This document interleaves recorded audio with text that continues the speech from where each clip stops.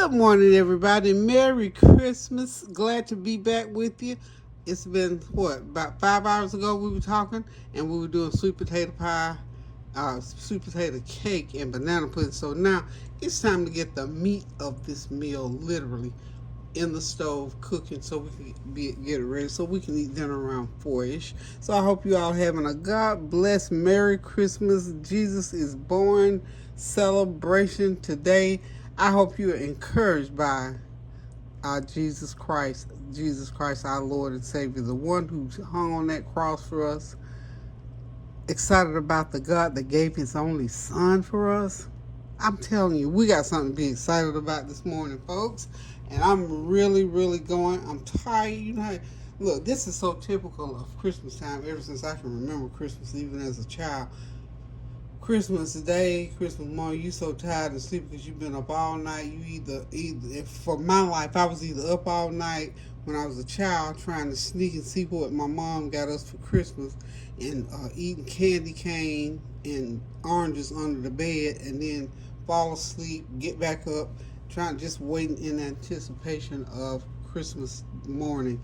And then when I became an adult, I was preparing Christmas gifts and food and preparing the house for festivities. So up all night cooking, wrapping gifts, no different. 73 years old and I'm still at it. Up all night cooking, hanging out with Norrick. He came and hung out with me last night. I bought him this little tent thing, and honey, whew, y'all, it's a shame the way I put that tent together, but that's all right. We're gonna get it right. But anyway, I hung out with him till 3 a.m. Y'all, this little booger stayed up till 3 a.m. and still wanted to stay up some more. But he was excited, and he's such a sweetheart. So we ate. He ate hot wings. He loves hot wings. So at 2 o'clock in the morning, he said, "Gigi, do you have something? I need some food." And you know that just pulled my trigger, pressed my button. I said, "Okay, what you want?" He said, hot wings. So I made him some hot wings and my good old lemonade. And he had a blast about 2:45 this morning. But I think we have stomachs of iron over here because we eat late, which is, for good for some, not for others. But anyway, that little baby boy had me up past my 2:30 a.m. and honey, we had to shut it about 3 o'clock. We did shut it down, so I'm right back at it again. We got to get dinner going. So enough of that. We'll get back to that story later because we got to get these wings in the oven. I got my oven set on. I'm gonna put it on 350 because these turkey wings have to bake a good 2.5 hours, especially since I'm going to use my Eurocast cookware. So here we go. I've got, look at them babies. This is 10 pounds of turkey wings. What I did, I start buying, when I see them, I grab them because turkey wings, for whatever reason, have become a real delicacy or real hard to get. I don't know if there's a shortage on turkeys or what they do. I don't really know what the answer to that is. But anyway, I got my turkey wings all washed, clean, defeathered. And I put my everything with the kitchen sink seasoning. 2 things I added to my seasoning this time. Are y'all wondering, are those little hairs? And then somebody said, no, that's not hairs. That's rosemary, y'all. I threw some rosemary in there. So I got some rosemary going in there. I threw me a little Indian curry in there and some turmeric, that garlic, black pepper, onion powder, garlic powder, all the usual seasonings, and I've seasoned them up well. And it's good if you can leave them overnight. If not, marinate them real good, and you gotta love on them now. Since I did not marinate mine overnight, I am having to love on these wings, which means as I put them in the pan, I'm gonna massage them a little bit more because I've already massaged them as I put the seasoning on. So we're gonna put them in my Eurocast. This is part of my cookware that I use. So we're going to put them in that. And then we're going to get them in the oven. But just like so, I'm just demonstrating how you just rub them. Make sure they're just nice and slathered down with your seasoning. And then just start putting them in. And of course, y'all know I got some peppers and onions sliced up on the side. I'm gonna throw some of them in between. Like I said, I got 12 wings, so I'm gonna put 3 on, well 4 on. I'm gonna make 3 layers, and I'll put 4 on each layer. These are good size. These wings are almost a pound a piece. So these wings are probably 3/4 of a pound. So, honey, if you can eat a whole wing, you'll be full. Your stomach will be bulging. But you know the guys, they'll eat too. My family, and them, Lord, I don't know what I'm talking about. But anywho, y'all, we're gonna do the turkey wings, and I am doing what else am I doing? Oh, Tanya bought me a smoked turkey and a smoked spiral ham. So we're doing turkey and ham for Christmas dinner. And I'm making some shrimp mac and cheese. Excuse me. So we're just looking forward to this dinner all the way around. But I still feel the need to go ahead and rub. But these will cook nicely in here, because I'm not going to put not one drop of water in here, because this cookware does not call for any water. So what I do, hang on, I'm going to go rinse my hands off real good, and I'll be right back. Okay, I'm back, y'all. They are all in the pan, ready to go into the oven at 350 degrees for about 2.5 hours. This is a little over 10 pounds of turkey wings. Each one of those turkey wings probably weighs close to, well, about 3/4 of a pound, because I counted up 12 pounds altogether. So on average, about 3/4 of a pound. 3/4 of a pound of anything is enough to put in your stomach at one time. So anyway, we're going to sit back, relax, and enjoy these babies later on today. And I predict, because of the season, because I put a lot of what I call aromatic season, those kind of seasons that your curries or your cumin, sage, poultry season, all those kind of seasons, when you put them in garlic, they open up your senses. They open up your nose, your mouth, your taste buds, and just go all over you. So these are going to be them kind of turkey wings when people sit down and start eating them today. They're going to get up out their chair. Now you get out your chair, hold on to the back of the chair, and dance around that chair until the ancestors say, okay, sit down and finish your food now. So anywho, y'all, these are going to be some good old turkey wings. These are chef's choice. You know, I often tell y'all, when I'm cooking, I put my own touch to it. So I love when people love how I do it. You know, you may not have ever seen some of the things that I do when I'm in the kitchen creating, because I do believe I love food. I love preparing food. I don't like to waste food. I love to feed people, and I love to see them enjoy what I prepare. So, honey, if I say gumbo, it doesn't necessarily have to be from New Orleans. And one thing, you know, like I said, I love the challenges, because somebody, let me go ahead and get these wings in, and we're going to come back with that little story, and then I'll be right back. So I'm going to go ahead and get these into the oven right now. So hang tight. I'm coming back. Hey, y'all, I'm back. I've been gone for almost an hour, so y'all don't know that. I've been having conversations and visitations. It's just the season. People drop by, people calling. So anywho, we're going to get back now, because I'm doing turkey wings. You know, we got to have some stuffing. So I want to make, put some stuffing together from scratch. I had some cornbread already left over. I had some leftover bread that I toasted the other day. So, you know, leftover bread is the thing that you use for stuffing and such. So I'm just going to go ahead and use what I have, and I'm just mixing it up here, chopping it. This is cornbread and about a stick of that wheat bread that I had from the other day. Okay, so I've got some chicken base that I'm going to use for the broth for this stuffing. It's going to be fine, because guess what else I have? I have about 3 cups of stuffing mix that I had left over from Thanksgiving. I had all this, honey. I made a big pile.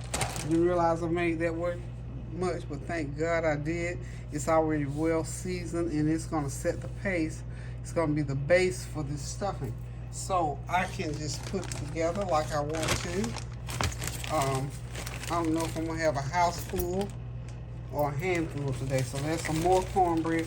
I'm gonna chop up all this cornbread in there, and we're gonna make a big old pan of cornbread dressing. And it's good, you know, when you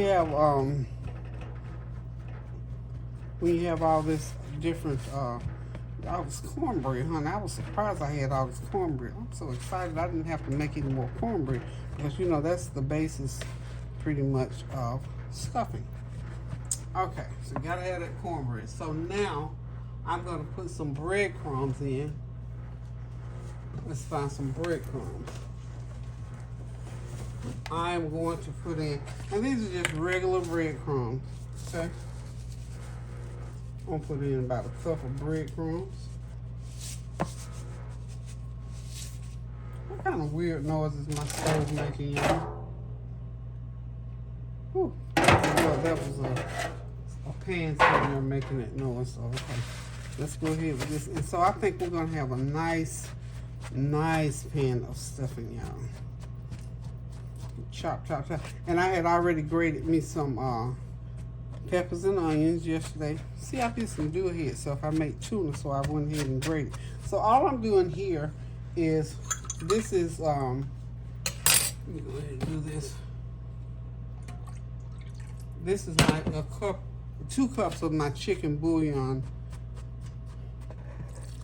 Okay. So just stir that around in there. I'm gonna put a couple eggs in there. And we're gonna be on the road to making some good old stuffing, y'all. Cornbread stuffing. Let's get us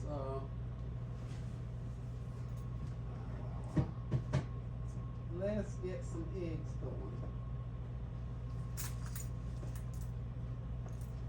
going. Okay, I hope that you all are getting your dinner going. It's about 12:30. We're gonna be eating about 4, so I got another 4 hours. Got my turkey wings there, halfway there. And then, of course, the turkey and the smoked turkey and ham, I don't have to do anything with that until at the end, because I only have to heat it through.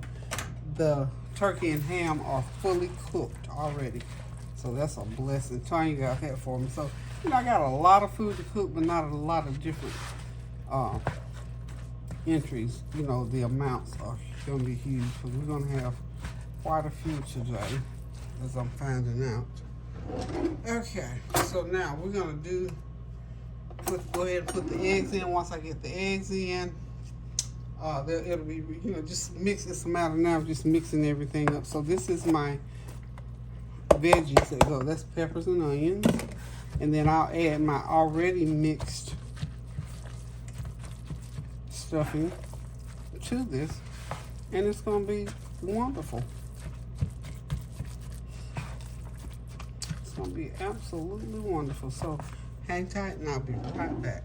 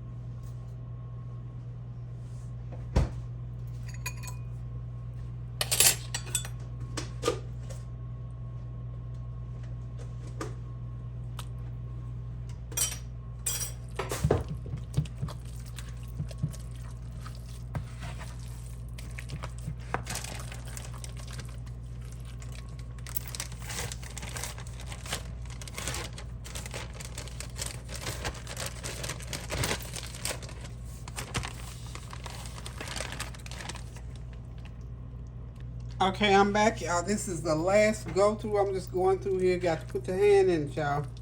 Got to put the hand in it to make sure there's no lumps or clumps of bread or clumps of cornbread or the other bread sitting in there.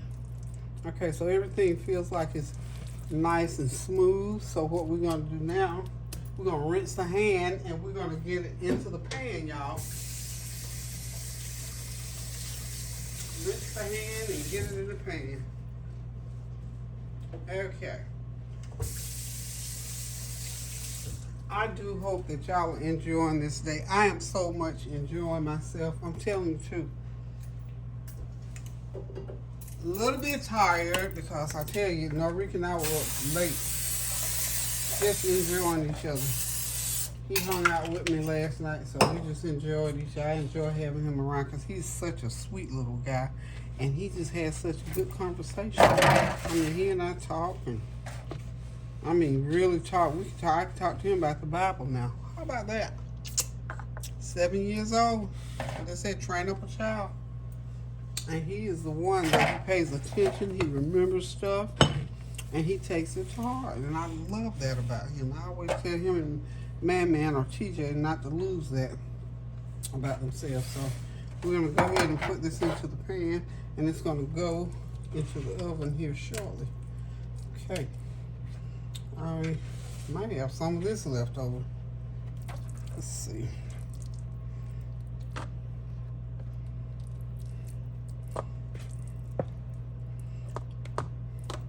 That's as thick as I want it. I'm going to have that left over. And what I'm going to do with it, I think I'm going to go ahead and bake it. And that way, you know, you can just, yeah. I don't like it too thick. I think that's thick enough. Leave about ½ inch from the top. Yeah, about a ½ inch from the top is all it needs to be. So there's the stuffing. That's how you make stuffing, y'all. That's it. That's the stuffing. So we'll be back with the mac and cheese. Yeah, I got enough. I'm gonna put it right here in my little red dish, so that'll make a nice little overflow pan. And if there's some left, all I'll do with it already baked, cut it up and put it in freezer bags. And this, when you want some stuffing, see, it's perfect for that little pan. This will probably serve maybe four people who eat like a hearty meal. So here we go. Got a little overflow pan of stuffing. Okay, hey y'all, I'm back. It's time to get the macaroni and shrimp casserole together. I've got about a pound and a half of these were jumbo shrimp, so of course I had to cut them up, and I got them seasoned with all of my usual seasons: onion powder, garlic pepper. So what I want to do now is I'm going to saute them in some olive oil and butter. Let me get my butter ready. Got my olive oil in the pan. So I'm going to go ahead. This grease is real hot.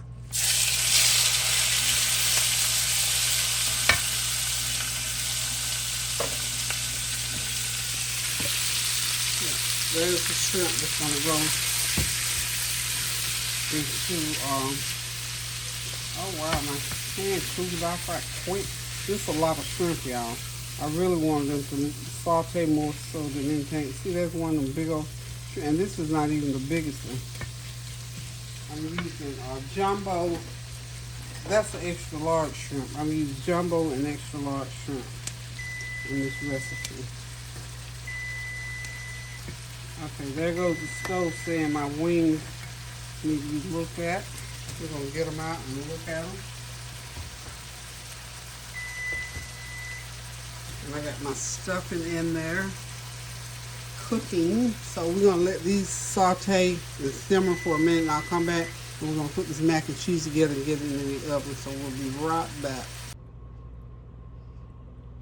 I think everything is pretty well mixed, y'all.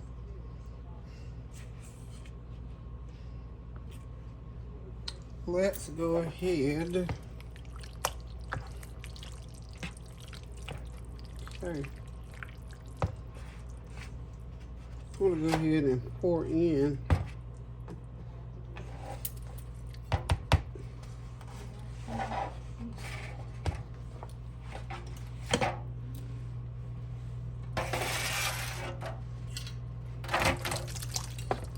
a layer.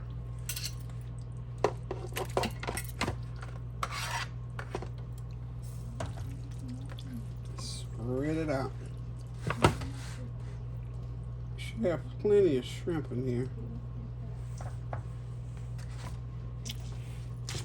What I'm going to do is start putting on the cheese. I've got 2 cups of cheese. I'm going to put 2 cups, I think is enough, because I have all that other cheese in that first mix. You don't want to drown it out with the cheese. You want the cheese to sort of blend. I'm using a sharp cheddar. That's why I'm not going to use too much. Okay, so we're just going to sprinkle in between like so, like this. Okay, not a lot, y'all. Please, not too much. But you know, sometimes you get too much cheese going. Some people say you can't. Yeah, you can. You can get too much cheese going, and when it's too much, it overpowers, and it really takes away from what you're trying to do. Okay,